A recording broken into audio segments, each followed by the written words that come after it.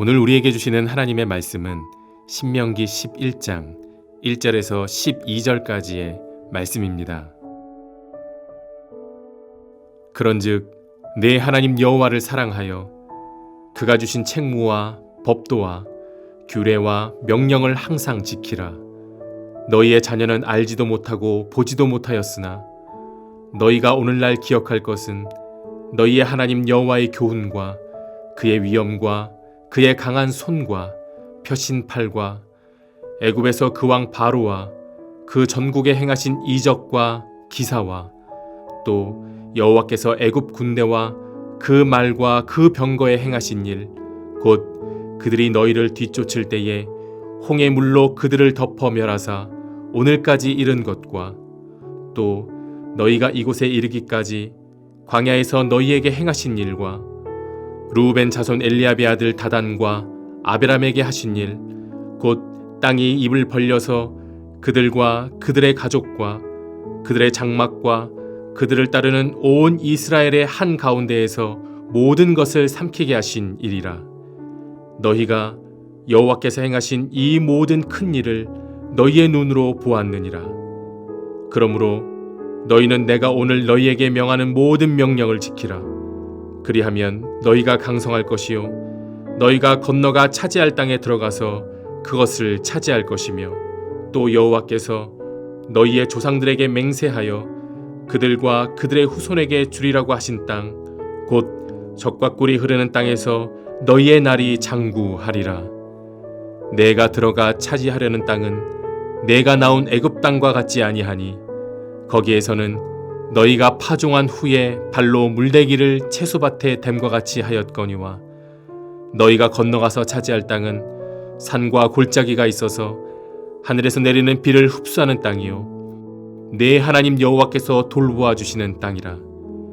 연초부터 연말까지 내 하나님 여호와의 눈이 항상 그 위에 있느니라. 아멘. 오늘 어버이 주일에 함께 나눌 말씀의 제목은 자녀에게 유산으로 남길 레슨입니다. 19세기 초 프러시아 제국, 지금의 독일이죠. 거기에 유태인으로서 중상층의 삶을 살던 한 사람이 있었습니다. 이 사람은 유대식 이름으로 햇셀이라는 이름을 가지고 있었지만 그 당시 자기가 살던 독일 사회에서 보다 나은 출세와 성공을 위해서는 유대인의 이름을 포기하는 것이 좋다고 생각이 되어서 이름을 바꿉니다. 독일식 이름 하인리라는 이름으로 바꾸기로 합니다. 그리고 전통적 자기 가족의 종교였던 유대교를 떠나 독일의 국교인 루터교로 바꾸기로 합니다. 루터교는 기독교의 한 부분이라고도 할 수가 있습니다. 그리고 자기 아들에게, 태어난 가정의 아들에게 칼이라는 독일식 이름을 지어주고 이런 말을 합니다. 사실 종교라는 것은 그렇게 중요한 것은 아니다. 정말 삶에서 중요한 것은 경제적 성공이다 라는 말을 했다고 합니다. 그의 아들 칼이 이제 독일을 떠나 영국으로 유학을 갑니다. 런던으로 공부하러 떠나면서 자기 아버지가 중요하지 않게 생각했던 유태인으로서의 정체성을 아들도 포기하고 또 아버지가 중요하지 않게 생각했던 기독교, 루터교도 떠나면서 아버지가 유일하게 강조했던 경제 연구에만 전념하다가 그가 책을 한 권 써냅니다. Das Kapital이라는 세계적인 문제작을 써내요. 자본론이라는 책입니다. 그리고 이 책에서 그는 종교라는 것은 인간들의, 사람들의 아편에 불과하다는 말을 합니다. 그가 바로 무신론적 계급 투쟁을 가르친 공산주의 철학자 칼 하인리 막스라는 사람입니다. 그는 1844년 엥겔스라는 친구와 함께 유명한 공산주의 선언 커뮤니스트 매니페스토라는 선언문을 발표합니다. 그리고 그들이 가르친 이 이념으로 말미암아 인류의 역사는 그로부터 200년 이상 바로 지금 이 순간까지 자본주의와 공산주의의 갈등으로 인류의 몸살의 역사를 안겨다 주게 됩니다. 만일 그의 아버지가 자기 아들에게 유대인의 정체성을 제대로 가르치고 하나님 경외의 사상을 그 마음속에 가르쳤더라면, 유산으로 남길 수 있었더라면, 그리고 그가 나중에 붙들게 된 종교, 루터교, 기독교 사상을 따라 예수 그리스도의 십자가 정신과 평화를 유산으로만 남길 수가 있었더라면 인류의 역사는 어떻게 발전될 수 있을 것인가를 생각해 보지 않을 수가 없습니다. 우리에게 신앙의 가치를 유산으로 남긴 부모가 있다면 사랑하는 여러분, 그런 부모에게 오늘 특별히 감사하십시오. 본문은 모세의 계속되는 유언적 설교의 한 대목입니다. 본문에서 특히 모세는 이스라엘 백성들이 그들의 자녀들에게 유산처럼 가르쳐야 할 레슨을 상기시켜 주고 있습니다. 자, 지금 약속의 땅에 들어가 새로운 삶을 살기 시작할 세대, 그들은 새로운 세대였어요. 광야에서 태어났지만 그들은 본격적인 삶을 약속의 땅에 들어가서 살아야 할 새로운 세대들이었고, 그들에게는 하나님 경험이 없었던 세대였습니다. 이제 그들에게 약속의 땅을 정복하는 것 이상으로 중요한 것은 그 땅에 걸맞는 새로운 약속의 삶을 살아가는 것입니다. 자, 이제 모세는 이스라엘 백성들이 그들의 자녀들에게 유산으로 남겨야 할 레슨을 가르치고자 한 것입니다. 그 유산으로 남겨야 할 레슨은 도대체 무엇일까요? 그 첫째는 하나님께서 행하신 일을 기억하게 하라는 것입니다. 따라서 하실까요? 하나님께서 행하신 일을 기억하게 합시다. 자, 본문의 2절이야 5절 그리고 7절의 말씀을 함께 같이 읽도록 하겠습니다. 너희의 자녀는 알지도 못하고 보지도 못하였으나 너희가 오늘날 기억할 것은 너희 하나님 여호와의 교훈과 그의 위엄과 강한 손과 펴신 팔과 애굽에서 그 왕 바로와 그 전국에 행하신 이적과 기사와 또 여호와께서 애굽 군대와 그 말과 그 병거에 행하신 일, 곧 그들이 너희를 뒤쫓을 때에 홍해 물로 그들을 덮어 멸하사 오늘까지 이른 것과 또 너희가 이곳에 이르기까지 광야에서 너희에게 행하신 일과 7절이에요. 나같이 너희가 여호와께서 행하신 이 모든 큰 일을 너희의 눈으로 보았느니라. 무슨 말씀입니까? 부모들은 보았고 경험했던 일, 그러나 자녀들은 아직 경험하지 못했던 일, 하나님의 역사를 이제 자녀들로 하여금 눈으로 본 것처럼 기억하게 하라는 것입니다. 왜냐하면 기억은 과거의 유산을 미래의 자원으로 사용하게 만드는 능력이기 때문입니다. 그런 의미에서 우리가 지나온 역사의 자원을 발굴하고 보존하고 기억하는 것은 아주 중요한 일입니다. 최근에 제가 시작한 일 가운데 이랜드의 아시아 미션과 함께 한국의 중요한 기독교 역사가 있던 곳을 찾아가 그 역사를 기억하게 하는 순례자의 한 걸음, 이동훈 목사와 함께하는 한 걸음 순례길이라는 프로그램을 시작했어요. 얼마나 갈지 모르겠어요. 한 50회 이상 갈 것으로 생각하는데 한 10개를 끝마쳤고요. 그 중에서 한 3개는 유튜버로 이미 나왔습니다.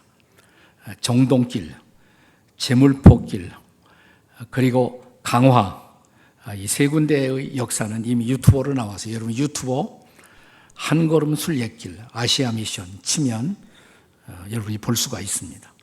앞으로 계속 나오니까 여러분 함께 동참해 주시고 또 많은 분들에게 알려주시면 좋겠습니다. 인간은 너무나 쉽게 망각해야 할 것을 기억하고 또 기억해야 할 것을 망각하는 그런 존재입니다. 그래서 시편 기자는 저와 여러분에게 이렇게 가르칩니다. 시편 103편 2절의 말씀입니다. 같이 읽겠습니다. 시작. 내 영혼아 여호와를 송축하며 그의 모든 은택을 뭐예요? 잊지 말지어다. 잊지 말아야 할 것이 있다는 거예요. 하나님의 은혜를 특별히 잊지 말라는 것입니다. 이스라엘 역사에서 그들이 노예되었을 때, 바로의 노예가 되었을 때 그들을 자유하게 만들었던 하나님의 은혜. 자, 그들을 애굽 땅에서 떠나게 한 하나님의 기적. 홍해를 가르시고 바다를 건너게 하신 기적. 또 광야에서 배고파고 줄였던 백성들을 만나로 먹이신 기적. 또 반석에서 강수가 쏟아져 나와 목마름을 해갈시킨 기적.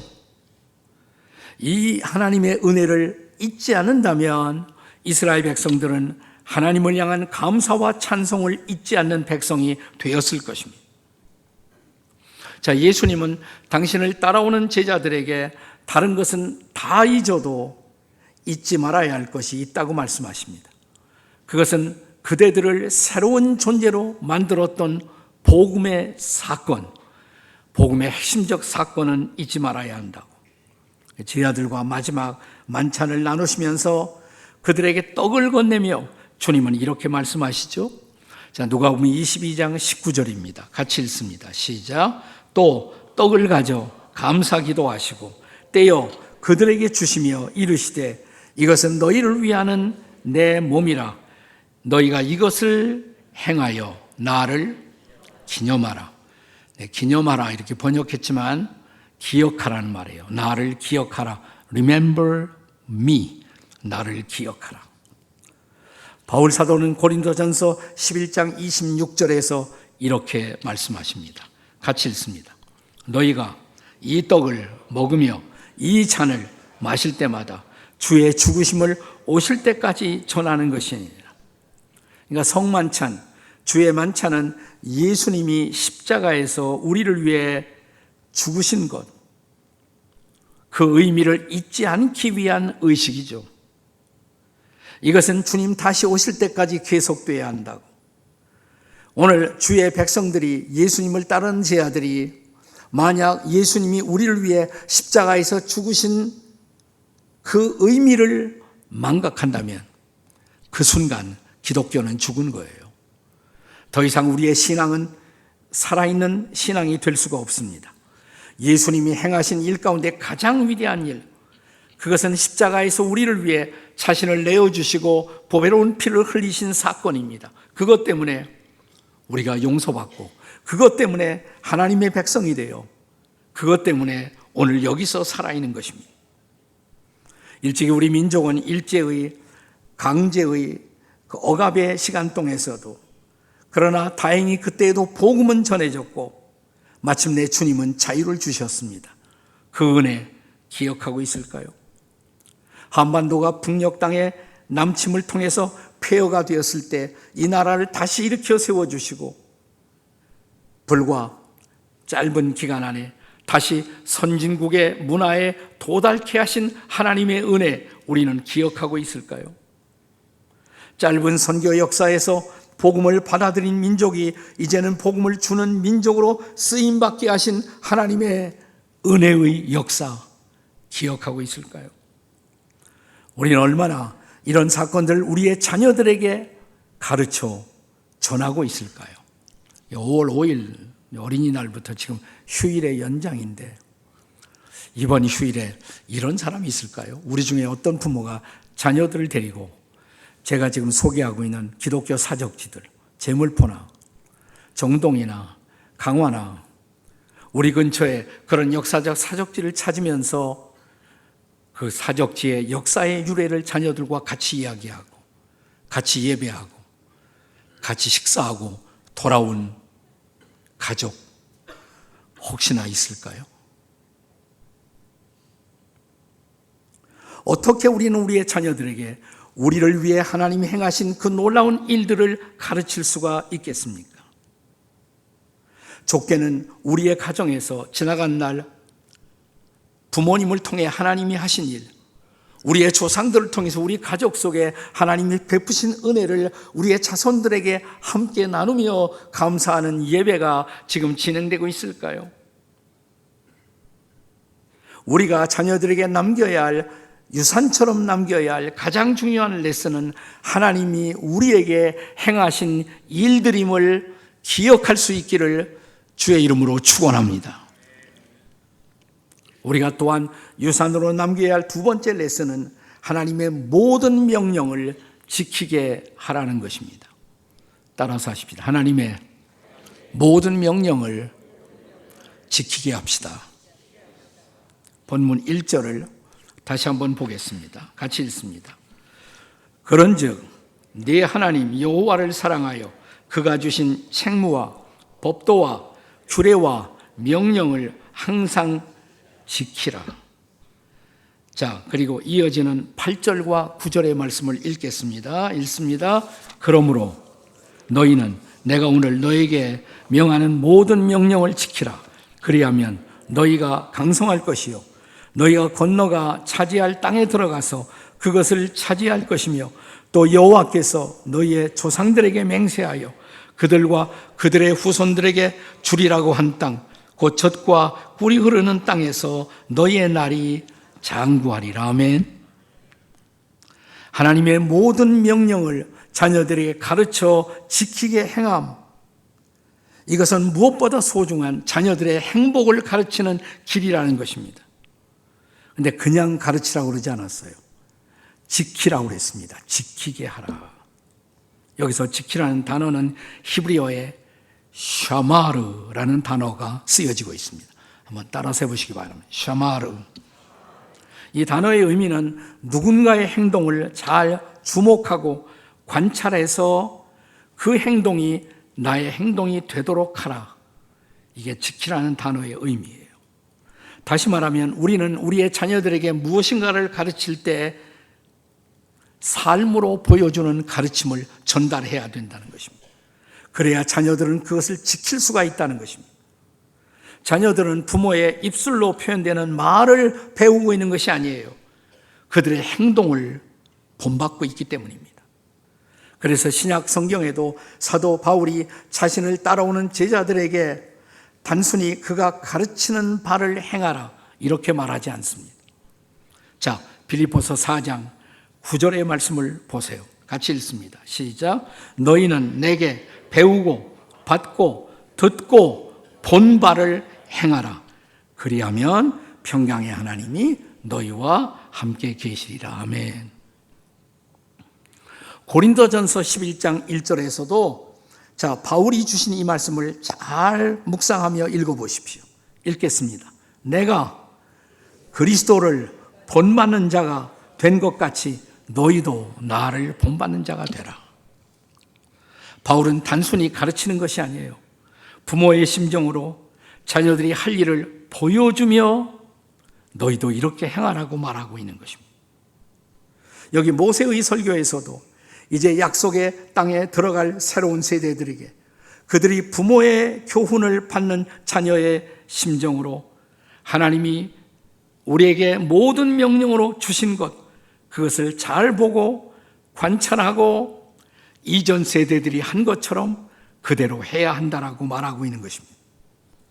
이것은 또한 우리 예수님이 당신의 제자들에게 마지막으로 주셨던 말씀의 정신과도 일치하지 않습니까?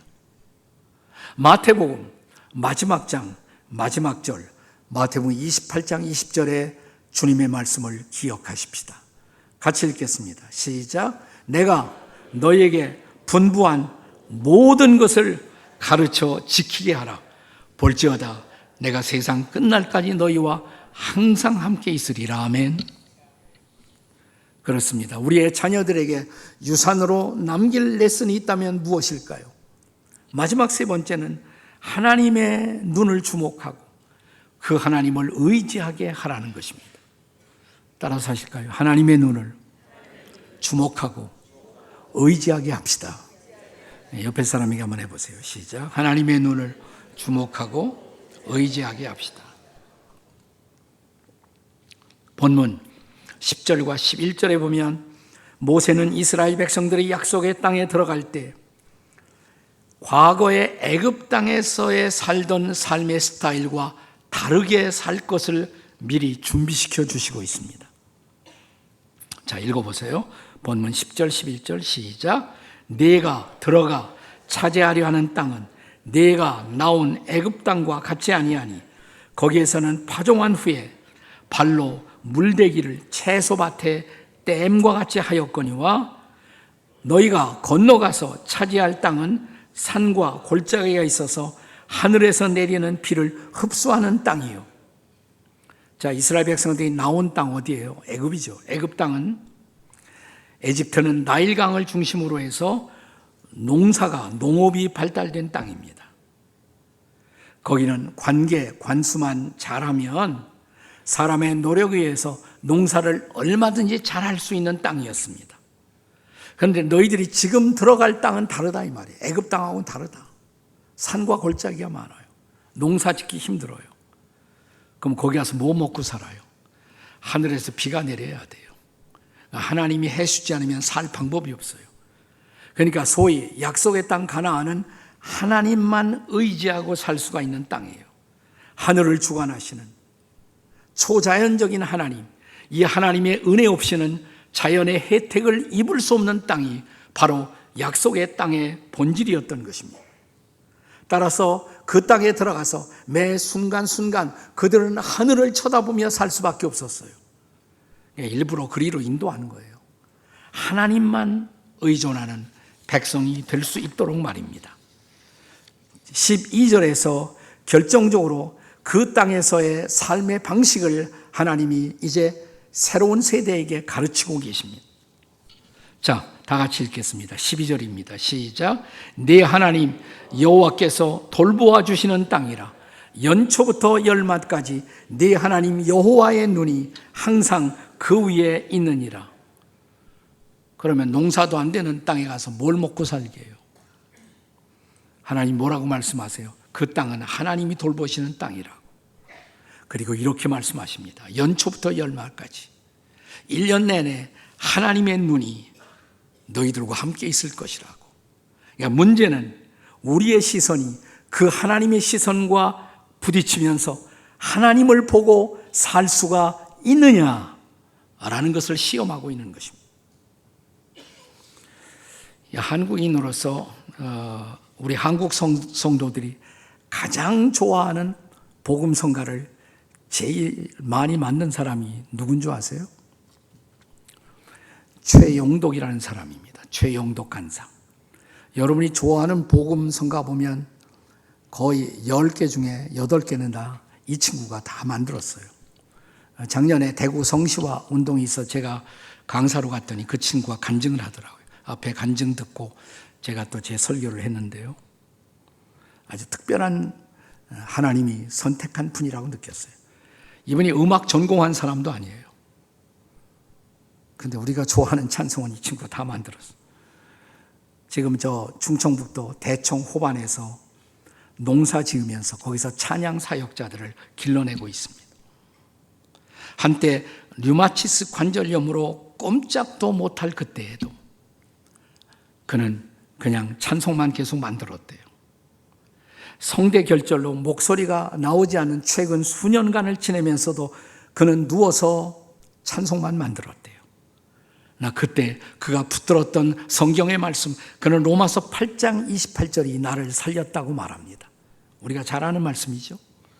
같이 읽겠습니다. 시작. 우리가 알거니와 하나님을 사랑하는 자, 곧 그의 뜻대로 부르심을 입은 자들에게는 모든 것이 합력하여 선을 이루느니라. 문자 그대로 하나님은 모든 것이 합력하여 그분의 인생 속에서 선을 이루셨다는 것입니다.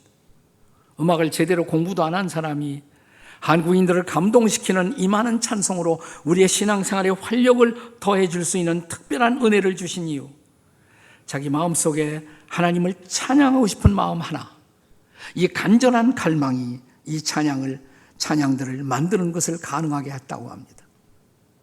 그가 수많은 찬송, 한 찬미예수 1500곡이니까 1500곡도 더 만들었어요. 네. 대표적인 그의 인생의 찬양이 오 신실하신 주. 여러분도 좋아하시죠? 하나님 한 번도 나를 실망시킨 적 없으시고 언제나 공평과 은혜로 나를 지키셨네. 오 신실하신 주. 신실하신 주. 내 너를 떠나지도 않고 내 너를 버리지도 않으리라. 약속하셨던 주님, 그 약속을 지키사 이후로 영원토록 나를 지키시리라 확신하네. 지나온 모든 세월을 돌아보아도 그 어느 것 하나 주의 손길 안 미친 것 전혀 없네. 오 신실하신 주. 제가 제 인생을 살아오면서 내 인생의 가장 어두웠던 시간, 목회를 하면서 힘들고 마음이 무거웠던 시간에 제가 넘어져 있을 때 저를 일으켰던 찬송도 이 친구가 만든 찬양이었어요. 나의 등 뒤에서라는 찬양이 저를 일으켜 세웠습니다. 나의 등 뒤에서 나를 도우시는 주, 나의 인생길에서 지치고 고나여 매일처럼 주저앉고 싶을 때 나를 밀어주시네. 2절이 너무 좋아요. 2절이 나의 등 뒤에서 나를 도우시는 주, 평안히 길을 갈 때 보이지 않아도 지치고 고나여 넘어질 때면 다가와 손 내미시네. 나의 등 뒤에서 나를 도우시는 주, 때때로 뒤돌아보면 여전히 계신 주, 잔잔한 미소로 바라보시며 나를 재촉하시네. 일어나 걸어라, 내가 새 힘을 주리라고. 마치 우리가 어린 시절 우리 부모들이 나를 지켜보다가 내가 넘어질 때 다가와서 나를 안아 일으켜 세워주시는, 내 등을 한순간도 놓치지 않고 바라보시던 부모의 눈동자처럼 그렇게 우리를 지켜보시던 하나님의 눈이 우리를 일으켜 세웠다고. 최영덕 간사는 한때 너무 힘들어서 모든 것을 포기하고 싶었을 때 밤을 지새우면서 오직 한 말, 하나님 이제 저를 버리십니까? 이렇게 울부짖었다고 합니다. 그때 그의 마음속에 다가왔던 음성, 네가 나를 등지고 떠나갈 때에도 나는 네게서 눈길을 한 번도 뗀 적이 없단다. 이 말씀을 듣고 그는 이 찬송을 만들었다고 합니다. 그렇습니다. 본문의 말씀처럼 연초부터 연말까지 1년 365날 하루에 동이 틀 때부터 마지막 해가 질 때까지 마치 자식의 등을 포기하지 않고 지켜보는 부모의 아름다운 눈동자처럼 그 부모의 손길이, 그 부모의 사랑이 우리를 살려 여기까지 오게 한 것처럼 그 이상으로 부모를 주신 하늘에 계신 아버지 하나님, 그 하나님의 손길이, 그 하나님의 미소가 저와 여러분을 다시 일으키게 만들었다면, 사랑하는 여러분, 이제 여러분의 자녀에게도 이 유산을 주십시오. 하나님의 시선이 머무는 생애를 살도록 그들의 눈동자가 하나님의 눈동자를 벗어나지 않도록 하나님을 바라보고 살아가는 우리의 자녀들이 될 수 있기를 주의 이름으로 축복하시기 바랍니다. 그러면 우리도 살고 그들도 살 것입니다. 이 은혜가 함께하는 어버이 주일이 되시기를 주의 이름으로 축원합니다. 기도하시겠습니다.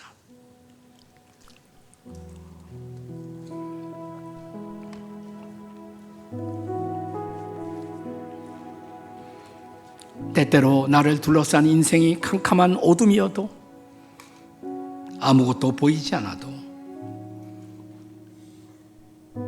그분은 이렇게 말씀하십니다. 나 여기 있어. 너를 보고 있다고. 앞에는 아무것도 보이지 않지만 뒤돌아보면 그분의 손길이 나를 밀고 계셨습니다. 붙들고 계셨습니다. 그래서 여기까지 왔습니다. 아직도 나를 향해 잔잔한 미소로 나를 응원하고 계시고 나를 일으켜 주시는 그분의 손길. 우리 모두는 부모의 손길을 통해서 하나님의 손길을 배웠습니다. 우리 부모가 그렇게 나를 타치하고 나를 보호하고 나를 향해 미소 짓고 나를 포기하지 않고 나와 함께 했던 것처럼 함께 하시는 하나님의 사랑, 하나님의 미소, 하나님의 신실하심, 이 하나님의 손길을 바라보고 믿고 신뢰하고 다시 남은 생애를 살아가게 도와주시옵소서. 우리 주님 부르고 통성으로 같이 기도합니다. 주님, 우리가 기도합니다. 우리 남아있는 인생의 생애를 하나님을 의지하고 살아가는 우리 모두가 될 수 있도록 성령으로 도우시고 역사하시고 인도해 주시옵소서. 아버지 하나님, 우리 모두 전능하신 하나님의 손길을 믿고 바라보며 살게 해 주시옵소서. 인도해 주시옵소서. 도와주시옵소서.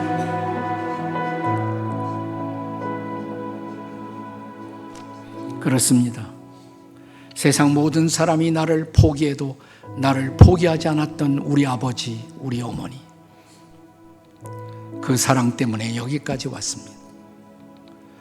우리 아버지 어머니를 통해서 하늘 아버지의 사랑을 알게 해주시니 또한 감사합니다.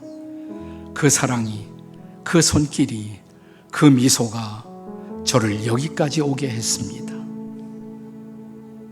일어나 찬양하며 주님을 따르게 싸우니 우리를 지켜주시고 우리 자녀들을 지켜주시고 우리의 다음 세대들을 또한 믿음의 세대로 지켜주시옵소서.